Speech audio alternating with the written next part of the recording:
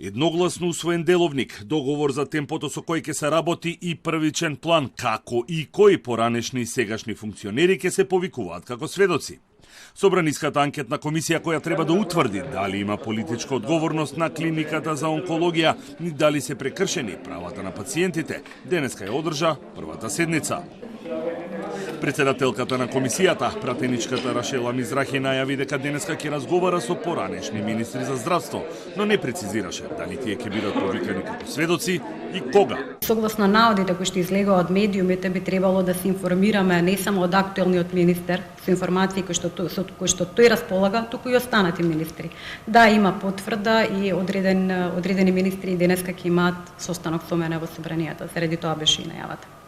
Анкетната комисија нема да биде инквизиција, ќе работи објективно и ќе донесе заклучоци врз основ на релевантни и вистинити факти, а наодите и решенијата на комисијата може да им послужат и на истражните органи, најави председателката Мизрахи. Наодите на анкетната комисија може да произлезат заклучоци кои што се основа за поведување на постапка за утврдување на одговорност на носителите на јавните функции, согласно членот 76 од Уставот на Република Македонија.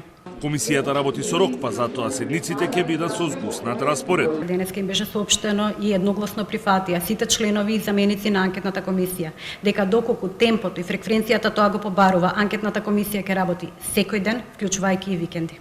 Пратеникот од редовите на СДСМ Ненад Коцич, член на комисијата, смета дека треба да се испитува работењето на именуваните функционери 15 на години наназад. Не треба да го ограничуваме времето.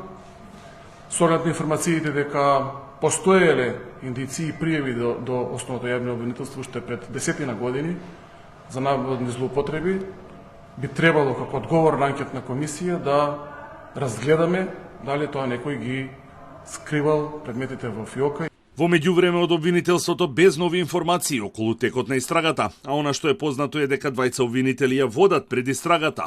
Консултирани се експерти за да се следи трагата на биолошката терапија, контактирано е со истражни органи во Косово и Албанија и се вршат распити на вработени во клиниката и пациенти.